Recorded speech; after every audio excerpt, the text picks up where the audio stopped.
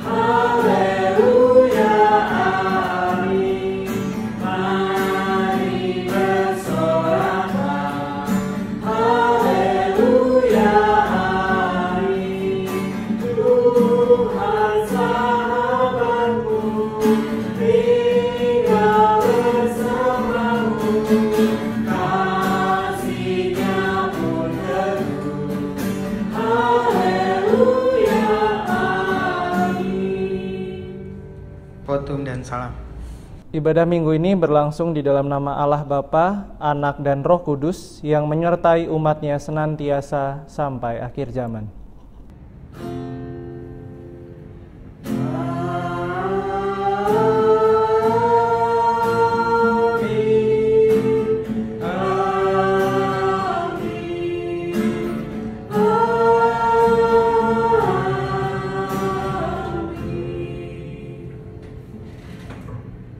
Kasih karunia dari Allah Bapa, Anak, dan Roh Kudus beserta saudara sekalian.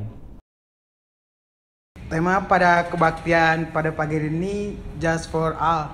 Ketidakadilan menyebabkan sulit menciptakan kedamaian yang Tuhan inginkan. Dan lagu kedua kita akan nyanyikan Ku Diberi Kuasa.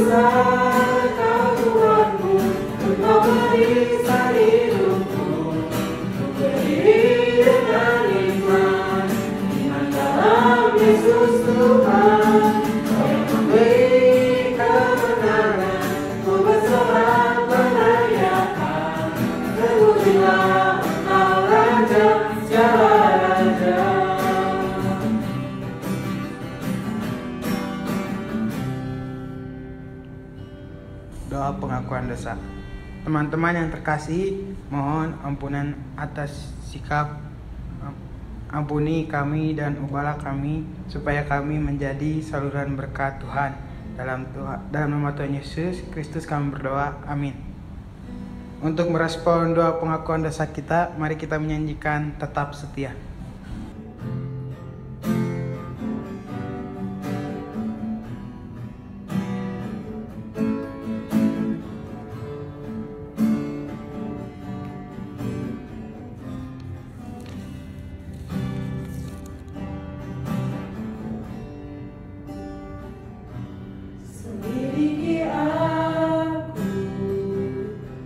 Lihat hatiku,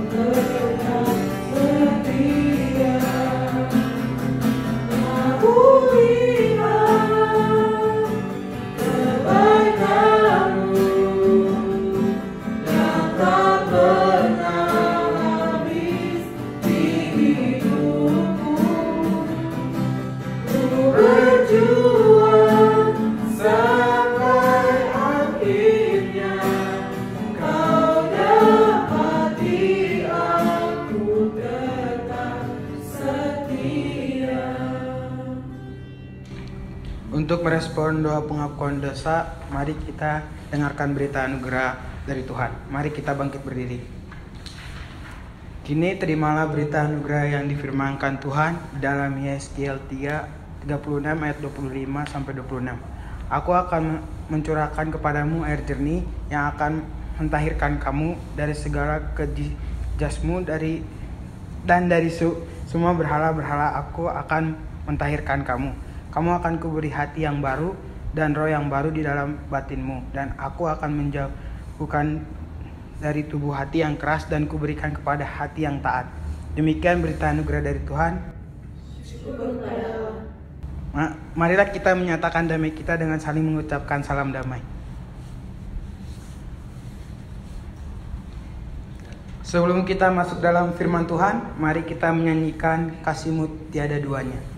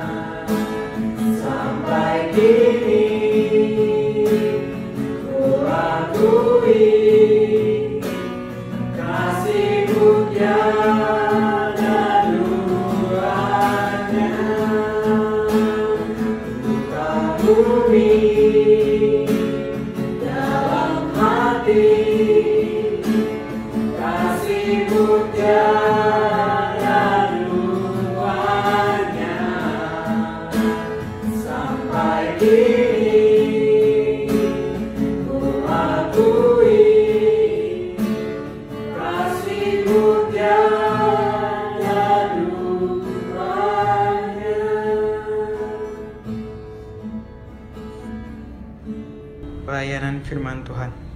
Baik teman-teman pemuda remaja, sebelum kita masuk dalam pemberitaan firman, kita berdoa. Bapa dalam surga, kami mengucap syukur ketika kami masih boleh beribadah di hari ini, dan sesaat lagi Tuhan kami akan mendengarkan sebagian dari pemberitaan firman Tuhan. Bukalah telinga kami, bukalah pikiran kami, bukalah hati kami, sehingga setiap firman yang kami dengar dapat tertanam di hati kami dengan baik, dan dapat bertumbuh menghasilkan buah-buah di dalam kehidupan kami, dan menjadikan kami pribadi yang lebih baik lagi. Inilah doa dan kerinduan kami Tuhan, di dalam nama Tuhan kami Yesus Kristus kami berdoa dan mengucap syukur, amin. Pembacaan Alkitab terambil dari Amos 8 ayat 4 hingga ke 8. Saya akan membacakan bagi kita semua. Perikop berjudul Peringatan terhadap orang yang mengisap sesamanya. Dengarlah ini, kamu yang menginjak-injak orang miskin, dan yang membinasakan orang sengsara di negeri ini, dan berpikir, bilakah bulan baru berlalu supaya kita boleh mentula gandum, dan bilakah hari Sabat berlalu supaya kita boleh menawarkan terigu dengan mengecilkan eva, membesarkan shikal, berbuat curang dengan neraca palsu, supaya kita membeli orang lemah karena uang dan orang yang miskin karena sepasang kasut, dan menjual terigu rosokan. Tuhan telah bersumpah demi kebanggaan Yakub, bahwasanya aku tidak akan melupakan untuk seterusnya segala perbuatan mereka. Tidakkah akan gemetar bumi karena hal itu, sehingga setiap penduduknya berkabung? Tidakkah itu seluruhnya akan naik seperti sungai Nil, diombang-ambingkan dan surut seperti sungai Mesir? Demikianlah pembacaan Alkitab. Berbahagialah kita yang mendengarkan, memelihara dan melakukannya di dalam kehidupan kita sehari-hari. Haleluya. Teman-teman pemuda remaja, tema kita di kebaktian hari ini adalah Justice for All, atau keadilan untuk semua. Ketika kita berbicara mengenai suatu kata justice, maka beberapa waktu sebelum ini kita menyaksikan ada tagar yang sempat menggema di sosial media yang berbunyi Justice for George Floyd serta Justice for Breonna Taylor. Apakah sobat remaja tahu siapa kedua sosok ini? Pernahkah kita mendengar namanya atau kasusnya? Jika pernah, saya akan sedikit mengulas tentang apa sebenarnya kejadian di balik itu semua, di balik tagar ini. 25 Mei 2020, seorang warga kulit hitam Amerika bernama George Floyd pergi ke toko kelontong untuk membeli beberapa barang di sana. Oleh petugas toko, George Floyd ini disinyalir menggunakan uang palsu dalam pembayarannya. Karena curiga, petugas toko kemudian segera menghubungi 911 nomor darurat di Amerika, seperti yang kita tahu. Untung saja terdapat beberapa polisi yang sedang berpatroli di daerah tersebut, sehingga pasukan kecil ini dapat segera tiba di lokasi. Tanpa panjang lebar dan belum sempat mengetahui keberadaan uang palsu tersebut, polisi langsung membawa George Floyd keluar dan menempatkannya tepat di samping mobil dinas mereka. Kawanan polisi tersebut menyekap George Floyd dengan menggunakan lututnya. Tanpa diduga, ternyata tekanan kaki yang dilakukan oleh polisi ini membuat George Floyd merasa tercekik. Ia meminta polisi-polisi yang menindihnya tersebut untuk melepaskannya karena ia tidak bisa bernafas, mengalami kesulitan bernafas. Tidak lagi diketahui berapa kali atau berapa puluh kali George Floyd meminta kebesaran hati polisi untuk melepaskan cengkeramannya itu, tetapi akhirnya dalam suatu titik George Floyd tidak bisa lagi melawan. Kurang lebih 8 menit lamanya George Floyd disekap oleh polisi sebelum akhirnya ia meregang nyawa. Kematian George Floyd, pria kulit hitam di Amerika ini, kemudian memanaskan kondisi sosial masyarakat yang memang sebelumnya ternyata tidak harmonis. Selama ini terdapat banyak perlakuan berbeda yang diterima oleh kulit hitam dan kulit putih dimanapun berada.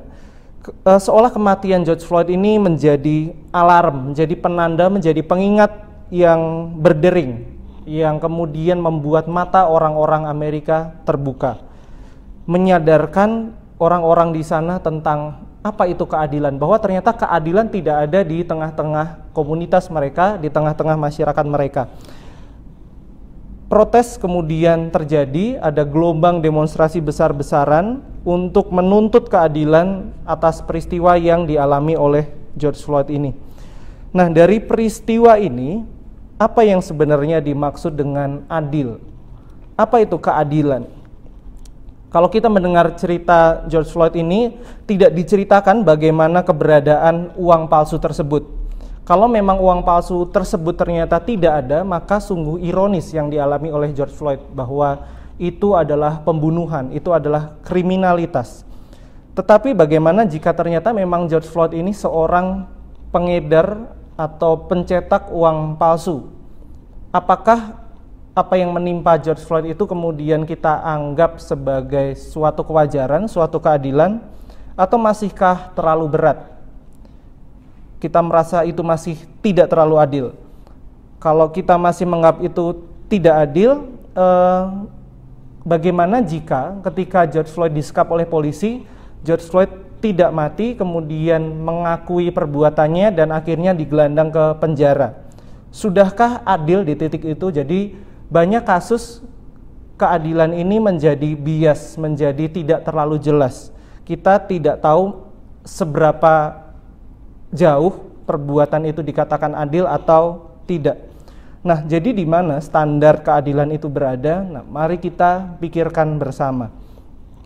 Di Kamus Besar Bahasa Indonesia terdapat setidaknya 3 pengertian untuk kata adil. Yang pertama adalah sama berat dan tidak berat sebelah, tidak memihak. Itu pengertian pertama. Jadi artinya kalau seseorang diberi uang saku 10.000, maka saudaranya mungkin harus diberi uang saku 10.000 juga. Sama berat, sama rata, sama rasa. Itu pengertian yang pertama di KBBI untuk kata adil. Yang kedua, berpihak kepada yang benar, berpegang pada kebenaran. Mungkin untuk pengertian ini seperti di pengadilan. Hakim itu disebut adil kalau dia berpihak pada pihak yang benar, kalau dia berpegang pada kebenaran. Nah, masalahnya apa itu kebenaran? Apakah undang-undang, apakah hati nurani, atau apa? Menjadi sebuah pertanyaan lain. Dan pengertian ketiga adalah sepatutnya atau tidak sewenang-wenang. Kalau kita berperilaku kepada teman kita, orang tua kita, asisten rumah tangga di rumah, ketika kita berperilaku sepatutnya, meminta tolong sewajarnya, tidak sewenang-wenang, maka itu dikatakan adil. Tetapi sekali lagi, apa tolak ukurnya? Menjadi sebuah tanda tanya yang besar. Pada terminologi atau pemikiran ini, diketahui bahwa semangat adil dalam bahasa Indonesia itu cukup bias, cukup banyak, tetapi masih tidak jelas. Nah, dalam sebuah buku yang ditulis oleh Morton Deutsch yang berjudul The Handbook of Conflict Resolution and The Handbook of Conflict Resolution Theory and Practice, jadi bahasa Indonesia buku pegangan untuk mengatasi konflik baik secara teori maupun praktek. Di sana disebutkan bahwa ada 4 jenis keadilan atau justice yang ada di dunia. Ya, dari buku ini ada 4 jenis keadilan. Apa saja itu? Yang pertama adalah distributive justice atau economic justice. Seperti apa itu? Jadi distributive justice ini berfokus pada pemberian fair share, memberikan bagian yang sama dari suatu keuntungan atau kepemilikan sumber daya. Jadi kalau misalkan ada 2 orang buka coffee shop bareng gitu ya, sekarang kan lagi marak coffee shop, biasanya orang join nih untuk membuka suatu usaha. Terus nanti di dalam perjalanannya coffee shop ini menghasilkan keuntungan 10 juta. Maka yang disebut adil adalah bahwa ya 50%, satu dapat 5 juta, yang lain dapat 5 juta. Itu definisi dari adil menurut distributive justice. Kemudian ada juga yang kedua, procedural justice. Ini berfokus pada pembuatan aturan atau pengaplikasian suatu keputusan yang diharapkan dapat terselenggara secara fair. Jadi aturan ini tidak memihak sebelah. Kalau teman-teman suka nonton bola gitu ya, ada istilah wah wasitnya berat sebelah. Itu disebutkan kalau wasit ini ke salah satu tim lebih sering memberikan pelanggaran gitu ya, jatuh dikit dianggap pelanggaran, kita merasa itu tidak adil. Nah, procedural justice ini adalah bagaimana suatu peraturan atau orang itu berperilaku sesuai dengan aturannya dan memberikan keadilan bagi kedua belah pihak atau semua orang yang ada di situ. Itu adalah procedural justice, jadi keadilan secara prosedur atau aturan. Kemudian ada retributive justice, jadi pertama distributif, kedua prosedural, sekarang retributif. Nah, semangat retributive justice ini adalah bahwa setiap orang berhak menerima perlakuan yang sama dari apa yang sudah mereka lakukan kepada orang lain. Nah, biasanya ini diaplikasikan pada pengadilan, pada hukum yang kita jalani selama ini. Kalau seseorang ini bersalah, biasanya orang ini karena telah melakukan perbuatan yang merugikan orang lain atau perbuatan yang tidak menyenangkan bagi orang lain. Maka konsekuensinya adalah bahwa si pelaku ini harus menerima perbuatan lain yang juga tidak menyenangkan Perbuatannya apa? Di penjara. Di penjara tentu tidak menyenangkan ya. Kita aja selama pandemi gitu di rumah selama 5 bulan, masih bisa ke dapur, ke kamar mandi, kamar juga ada kasur gitu ya. Dikungkung di dalam suatu ruangan selama jangka waktu tertentu itu sungguh nggak mengasihkan ya, sungguh menyiksa ya, menekan gitu. Nah, inilah yang diasumsikan juga perbuatan tidak menyenangkan, karena orang ini sudah berperilaku jahat, merugikan orang lain, maka dia harus menerima hukuman supaya amalnya ini sesuai. Nah, bagus ya, terlihatnya adil ya. Nah, tetapi bisa juga kesempatan ini digunakan oleh pihak penguasa, mungkin pihak tertentu yang punya banyak sumber daya untuk membalas dendam, membeli hukum, ibaratnya seperti itu. Nah, ada juga yang terakhir, yang pertama distributif, kedua prosedural, ketiga retributif, keempat ini ada restoratif justice. Apa ini restoratif justice? Ya, ini keadilan yang memulihkan, restorasi itu kembali seperti semula. Jadi berkaca dari kelemahan retributif justice, maka ada beberapa pihak yang lebih memandang sepertinya keadilan ini harus bersifat memulihkan. Jadi kalau seseorang sudah melakukan kesalahan, kondisinya akan terpuruk. Jadi kita jangan memikirkan bagaimana menghukum dia, tetapi bagaimana kita memulihkan keadaannya supaya menjadi seperti semula. Orang mencuri bisa saja motivasinya karena hari itu nggak ada makanan dan dia kepepet untuk mencuri. Pikirannya adalah bagaimana dihukum dengan adil, tetapi bagaimana si orang ini akhirnya nanti dipulihkan dari keadaannya supaya dia menjadi manusia yang tetap bermartabat, yang berwibawa. Nah, inilah keempat jenis keadilan yang ditulis oleh Morton Deutsch. Apakah keadilan ini buruk? Ya, tentu tidak. Namanya keadilan baik. Dan di sini kita belajar bahwa keadilan ini sudut pandangnya berbeda-beda. Ada yang dari secara ekonomi atau distributif tadi, kemudian prosedur, kemudian retributif tentang kesetimbangan, dan juga restoratif, bagaimana keadilan ini memulihkan. Nah, kalau kita melihat di Alkitab sendiri, di Alkitab itu terdapat 80 kata adil dan 157 kata keadilan. Ini kalau dari aplikasi Alkitab ya, kemarin saya cari. Jadi artinya selain kasih, Allah ini paling sering diasosiasikan sebagai sosok yang adil. Allah ini adalah maha kasih tetapi juga maha adil. Kita sering mendengar itu ya. Nah, oleh karena keadilannya itulah, di dalam kitab Amos yang kita baca tadi di awal, Allah ini sebenarnya sedang menegur bangsa Israel dengan sangat keras.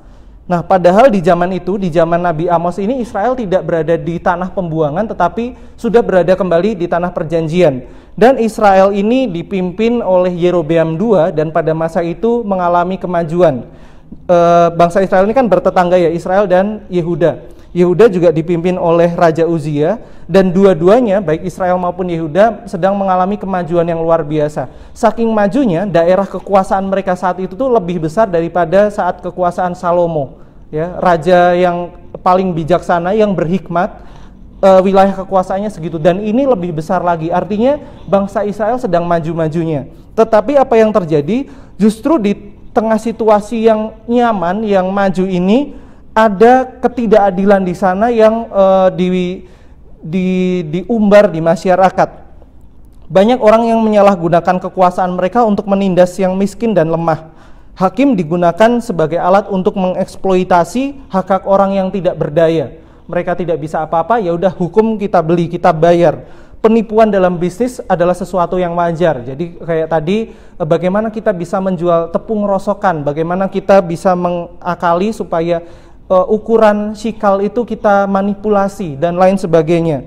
Nah, semuanya ini terjadi ketika peribadatan mereka kepada Tuhan juga dijalankan dengan baik. Ironisnya seperti itu. Mereka adalah orang-orang yang menaati hari Sabat, mereka adalah orang-orang yang menaati hari-hari raya keagamaan, tetapi di saat yang bersamaan mereka juga melakukan ketidakadilan bagi orang-orang di sekitar mereka. Inilah yang kemudian membuat Tuhan sangat murka. Ia sangat muak dengan segala kemunafikan mereka. Mereka menampilkan apa yang baik di mata manusia, tetapi sebenarnya hati mereka sedang jauh dari Tuhan, sangat jauh dari Tuhan. Dan untuk itulah Nabi Amos dipanggil untuk menyuarakan ini. Di tengah bangsa yang sangat makmur, Amos menyerukan ini. Untuk apa ibadahmu kalau perbuatan kamu masih seperti itu? Nah, teman-teman, marilah saat ini kita berefleksi.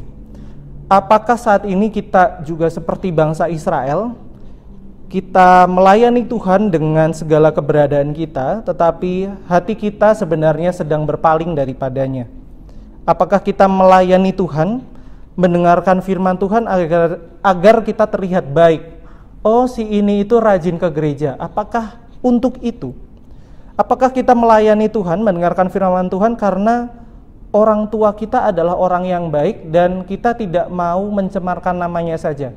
Aduh, papa aku aktivis, aduh, papa aku majelis, aduh, mama aku anggota paduan suara. Maka saya harus rajin ke gereja juga supaya ya enggak ada cibiran dari masyarakat. Apakah motivasinya seperti itu? Apakah kita melakukan semua itu karena memang kita mencintai Tuhan? Apakah kita melakukan semua itu karena kita sadar bahwa Tuhan sudah terlebih dahulu mengasihi manusia? Ini yang harus kita refleksikan. Sobat remaja, perbuatan kita yang cenderung berpaling dari Tuhan adalah karena dosa. Natur dosa menyeret kita ke dalam arus yang begitu deras dan membawa kita untuk melakukan dosa itu terus-menerus dari hari ke hari. Dalam suatu waktu kita rindu untuk berubah, kita sadar bahwa perbuatan kita salah. Kita tahu bahwa kalau kita tidak belajar dengan baik, masalahnya bukan sekedar nilai jelek atau tidak naik kelas, atau tidak lulus, atau tidak dapat pekerjaan. Lebih dari itu, kalau kita tidak berusaha dengan baik, sebenarnya ada hati Tuhan yang sedang kita dukakan. Karena pada saat itu sebenarnya kita sedang menyia-nyiakan kesempatan kita untuk hidup. Namun dalam beberapa kesempatan kita tidak berdaya oleh karena dosa. Kita tahu kita sedang melakukan perbuatan yang salah, kita pengen berubah tetapi kita tidak berdaya. Kita ingin bangun tetapi kita kembali terhempas. Namun syukur kepada Allah, teman-teman semua, oleh karena kasih-Nya, maka berita keselamatan itu diberikan melalui putranya Tuhan Yesus Kristus. Tuhan Yesus menjadi juru selamat dunia. Ia adalah Allah yang adil. Ia benci dosa, tetapi Ia mengasihi kita manusia dengan sangat sempurna. Keadilan dan kasih Allah telah dinyatakan bagi kita. Bukan hanya distributive justice, procedural justice, retributive justice, atau restorative justice. Karena Allah kita adalah Sang Maha Adil, keadilan itu sendiri, sumber keadilan itu, maka yang dinamakan keadilan itu bagi kita umat percaya adalah bahwa kalau kita mengasihi Allah dengan segenap hati kita, jiwa kita, dan akal budi kita, serta ketika kita mengasihi sesama kita manusia seperti kita mengasihi diri sendiri, maka di sanalah keadilan itu berada. Ketika kita memandang orang lain, mengasihi orang lain dengan segala apa yang kita miliki, segala keberdayaan kita. Itulah keadilan yang harus kita hidupi sambil terus mengingat bahwa pengorbanan Kristus di kayu salib yang akan memampukan kita untuk menjalani hidup dengan hikmat dan keadilan. Mari kita berefleksi dan kiranya Tuhan senantiasa menuntun langkah kita untuk membawa keadilan bagi sesama kita. Amin. Pengakuan iman rasuli semuanya, mari kita bangkit berdiri. Marilah bersama dengan gereja ekumenis dan sambil mengingat kembali janji baptisan kita mengucapkan pengakuan iman rasuli yang berbunyi. Aku percaya kepada Bapa yang Maha Kuasa, Khalik langit dan bumi, dan kepada Yesus Kristus anaknya yang tunggal Tuhan kita, yang dikandung oleh Roh Kudus, lahir dan ada pada Maria, yang menderita sengsara di bawah pemerintahan Pontius Pilatus, disalibkan, mati dan dikuburkan, turun ke dalam dunia maut. Pada hari yang ketiga, bangkit pula dari antara mati, naik ke surga, duduk sebelah kanan Allah, Bapa yang Maha Kuasa, dan dari sana Ia akan datang untuk menghakimi orang yang hidup dan mati. Aku percaya kepada Roh Kudus, Dia yang kudus dan persekutuan orang kudus, pengampunan dosa, kebangkitan orang mati, dan hidup kekal. Amin. Semuanya boleh duduk, kita akan doa syafaat. Teman-teman remaja dan pemuda, mari kita masuk dalam doa syafaat. Mari kita berdoa. Bapa, kami kembali datang untuk menghadap hadirat-Mu. Kami mau mengucap syukur untuk segala berkat-Mu dan anugerah-Mu dalam kehidupan kami. Terima kasih kalau kami boleh tetap beraktivitas di dalam suasana pandemi ini. Tuhan, kiranya Engkau yang mau sertai terus dan berikan kami juga kesehatan dan kekuatan. Bapa, kami juga bersyukur untuk firman-Mu pada hari ini yang mengajarkan kami untuk mempunyai hikmat dan keadilan dalam setiap kehidupan kami, dalam setiap aspek Tuhan, karena kami yang telah dahulu menerima kasih-Mu dengan adil. Makasih Bapa untuk kebaktian hari ini. Terima kasih untuk sekolah online yang boleh kami jalani, setiap kuliah online. Tuhan, kiranya Engkau yang mau sertai para guru dan para dosen yang menyiapkan materi untuk kami Tuhan, agar kami dapat menjalaninya dengan baik. Kami juga mau berdoa untuk orang tua kami, untuk pengasuh kami Tuhan, berikan mereka kesehatan, berikan mereka kekuatan dalam setiap menjalani aktivitasnya.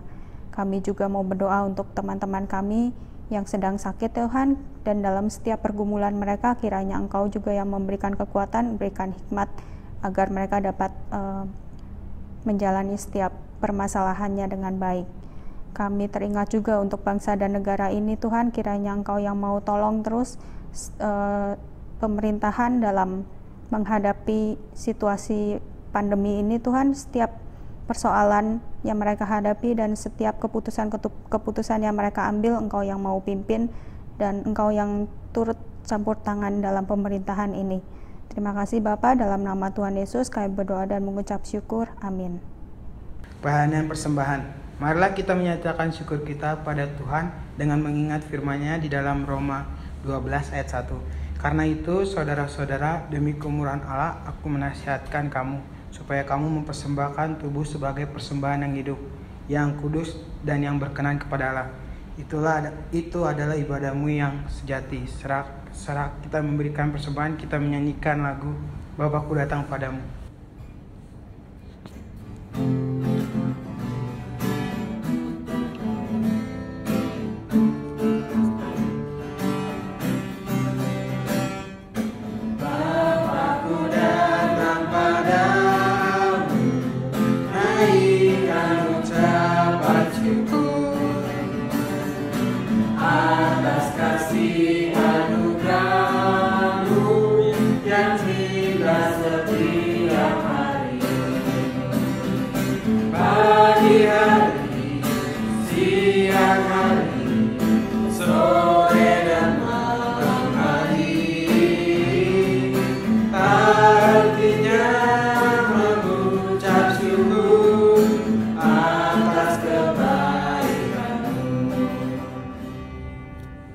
Semuanya bangkit berdiri, kita akan doa persembahan. Tuhan Yesus, terima kasih kami sudah boleh memberikan persembahan ini. Semoga persembahan ini dapat berkenan di hadapan-Mu juga Tuhan. Hanya dalam nama Tuhan Yesus kami berdoa, amin. Nyanyi penutup, kita akan nyanyikan Tuhan yang pegang.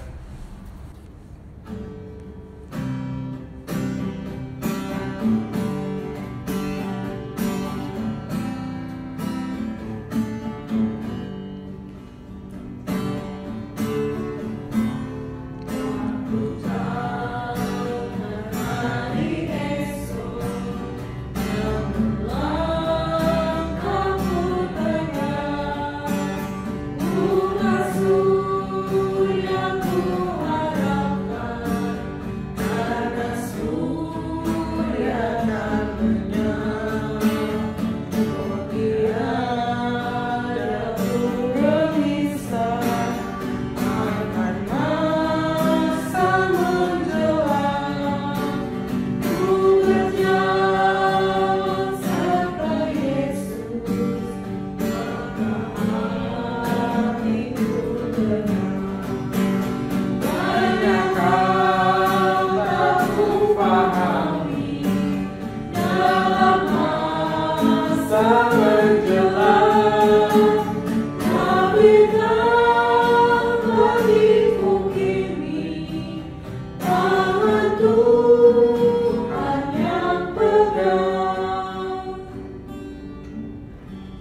pengutusan dan berkat.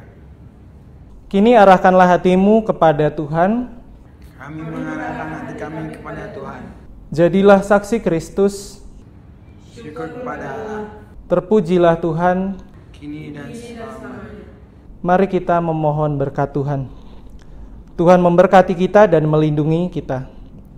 Tuhan menyinari kita dengan wajah-Nya dan memberi kita kasih karunia. Tuhan menghadapkan wajah-Nya kepada kita dan memberi kita damai sejahtera. Amin.